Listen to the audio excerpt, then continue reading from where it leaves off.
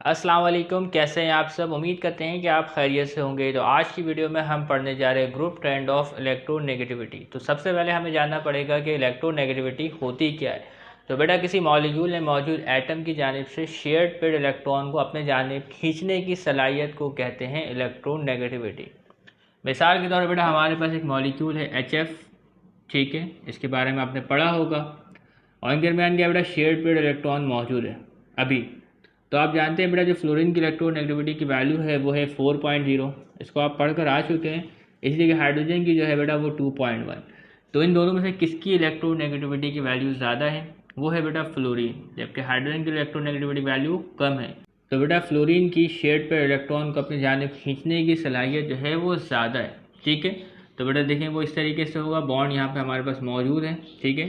तो शेड पर इलेक्ट्रॉन जो है सबसे ज़्यादा करीब किसके होगी बेटा, फ्लोरीन की होगी। और इसी तरीके बेटा फ्लोरीन के जो है पार्शियल नेगेटिव आ जाता है और हाइड्रोजन के पार्शियल पॉजिटिव आ जाता है। ओके, इसी तरीके बेटा एक और मॉलिक्यूल है HCl, इसमें भी क्या है बेटा शेयर पर इलेक्ट्रॉन मौजूद होता है तो जब केमिकल बॉन्ड बनता है। तो क्लोरीन की इलेक्ट्रोनेगेटिविटी की वैल्यू है 3.0 और हाइड्रोजन की है 2.1। तो इनमें भी क्या है बेटा इलेक्ट्रोनेगेटिविटी का डिफरेंस है, लेकिन इसमें ज़्यादा है, इसमें फ्लोरीन की इलेक्ट्रोनेगेटिविटी ज़्यादा है जबकि क्लोरीन की इलेक्ट्रोनेगेटिविटी कम है। यानी कि बेटा जो शेयर पर इलेक्ट्रॉन को ये अपनी जानिब खींचेगा तो इसकी जो सलाहियत है वो फ्लोरीन से कम होगी।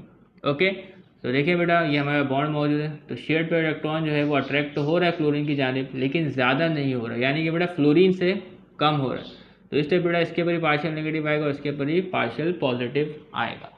तो यहाँ पे बेटा तमाम एटम्स की जो इलेक्ट्रोनेगेटिविटी की वैल्यू है वो डिफरेंट होती है। तो बेटा इलेक्ट्रोनेगेटिविटी की जो वैल्यू है वो डिपेंड करती है एटॉमिक रेडियस पर और इसके अलावा बेटा शील्डिंग इफेक्ट पर। बात क्लियर हो रही है। तो इसकी डेफिनेशन है, it is the measure of tendency of an atom to attract the shared pair of electron towards itself, okay, when it is involve in a chemical bond. तो electronegativity जो है बेटा तभी काम करेगी जब क्या है बेटा केमिकल बॉन्ड जो है वो मौजूद होगा। तो इनके दरमियान भी केमिकल बॉन्ड है, इनके दरमियान केमिकल बॉन्ड है, ये है शेयर्ड पेयर इलेक्ट्रॉन। तो जिसकी इलेक्ट्रोनेगेटिविटी ज़्यादा होगी तो वो इलेक्ट्रॉन को अपनी जानिब अट्रैक्ट करेगा। कौन सा इलेक्ट्रॉन, शेयर्ड पेयर्ड वाले इलेक्ट्रॉन को। ओके, तो अब हम पढ़ने जा रहे हैं बेटा group trend of electronegativity in group 1A and 2A। तो ग्रुप 1A का पहला एलिमेंट है lithium, sodium, potassium, rubidium, caesium. तो देखेंगे बेटा लिथियम की EN की वैल्यू है 1.0, सोडियम की 0.9। तो देखिए इलेक्ट्रोनेगेटिविटी की वैल्यू डिक्रीज हो गई, ठीक है।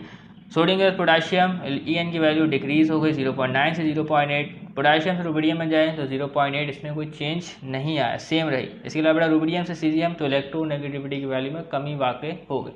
तो आप इसमें गौर करेंगे बेटा इसमें भी EN की वैल्यू का एक ट्रेंड पाया जा रहा है, ठीक है। तो ग्रुप ट्रेंड में क्या है बेटा EN की वैल्यू डिक्रीज होती है टॉप टू बॉटम। इसी तरीके से बेटा अगर आप ग्रुप 2A में देखें, पहला एलिमेंट है बेरिलियम जिसकी इलेक्ट्रोनेगेटिविटी की वैल्यू है 1.5, मैग्नीशियम की 1.2 कमी वाक़ई हुई, मैग्नीशियम से कैल्शियम कमी वाक़ई हुई 1.0, कैल्शियम से सोडियम कमी वाक़ई हुई 0.95, उसके बाद बेरियम EN की वैल्यू में कमी वाक़ई हुई 0.9, ठीक है। तो आप देखेंगे बेटा एक ग्रुप ट्रेंड फॉलो हो रहे हैं, तो टॉप टू बॉटम आने में EN की वैल्यू में कमी वाक़ई होती, लेकिन EN की वैल्यू में कमी क्यों वाक़ई हो रही, तो इसके पीछे जो जिम्मेदार है वो है बेटा एटॉमिक रेडियाई और इसके अलावा बेटा शील्डिंग इफेक्ट, ठीक है। तो एटॉमिक रेडियस किस तरीके से जिम्मेदार है वो मैं आपको यहाँ से समझाता हूँ, ठीक है। तो बेटा जो फ्लोरीन है इसका जो आपके पास एटॉमिक साइज़ है वो क्या होता है बेटा, कम होता है, जबकि जो आपका क्लोराइड है इसका एटॉमिक साइज़ जो है बेटा वो ज़्यादा होता है। और ये क्या है बेटा इसका न्यूक्लियस और ये है बेटा इसका न्यूक्लियस।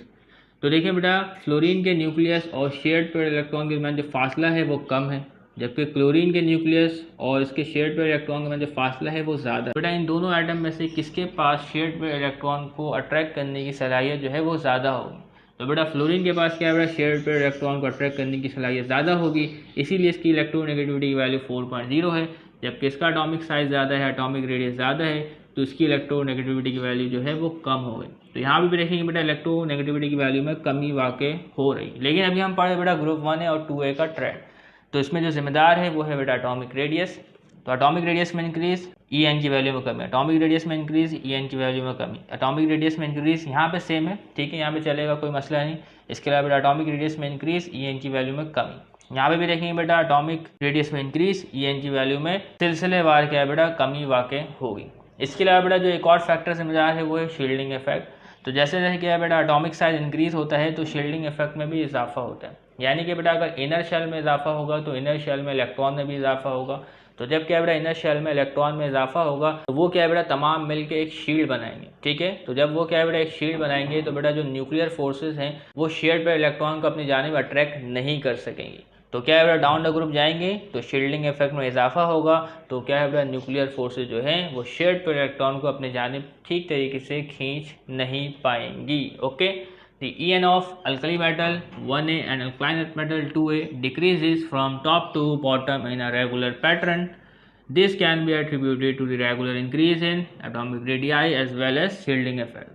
तो इसका जिम्मेदार कौन है? atomic radii और shielding effect. As we move downward with the large atomic radii, the outer electron lie farther. तो क्या बेटा atomic radius में इजाफा होगा तो outer electron है वो क्या बेटा दूर चला जाएगा, ऐसा ही है, ठीक है। Farther from the nucleus resulting in decrease tendency of an atom to attract the shared pair of electron towards itself. ये बात तो क्लियर हो गई। तो बेटा एग्जाम में आपने ये सब वर्डिंग्स याद नहीं करना है, आपको लिखना आना चाहिए, आपकी प्रैक्टिस होनी चाहिए, आपकी अंग्रेजी बेहतर होनी चाहिए, रट्टा वगैरह आपने नहीं मारना।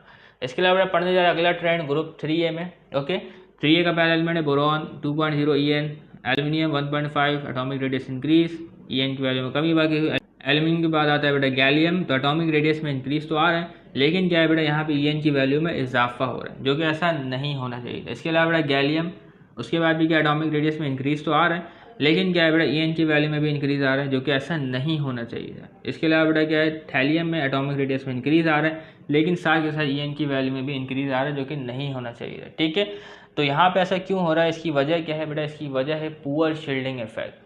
क्या है बेटा? Poor shielding effect. तो गैलियम में क्या है बेटा 3D ऑर्बिटल होते हैं, इंडियम में भी क्या है बेटा 3D ऑर्बिटल होते हैं, जबकि थैलियम में क्या है बेटा 3D ऑर्बिटल भी होते हैं, 4f ऑर्बिटल भी होते हैं। तो क्या है बेटा इनकी जो शील्डिंग इफेक्ट है वो ठीक नहीं होती।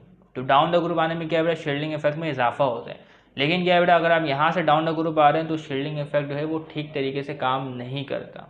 तो गैलियम में 3D ऑर्बिटल, इंडियम में 3D orbital poor shielding effect produce करते हैं, इसलिए बेटा थैलियम में भी जो 3D ऑर्बिटल और 4f ऑर्बिटल है तो पुअर शील्डिंग इफेक्ट प्रोड्यूस करने की वजह से इनमें क्या है बेटा एटॉमिक रेडियस में जो है वो डिक्रीज आता है और इसकी EN की वैल्यू में इजाफा हो जाता है। ओके, तो electronegativity of group 3A decreases from boron to aluminium, तो बोरॉन से एल्यूमिनियम में डिक्रीज आ रहे हैं, and then increases from gallium to thallium.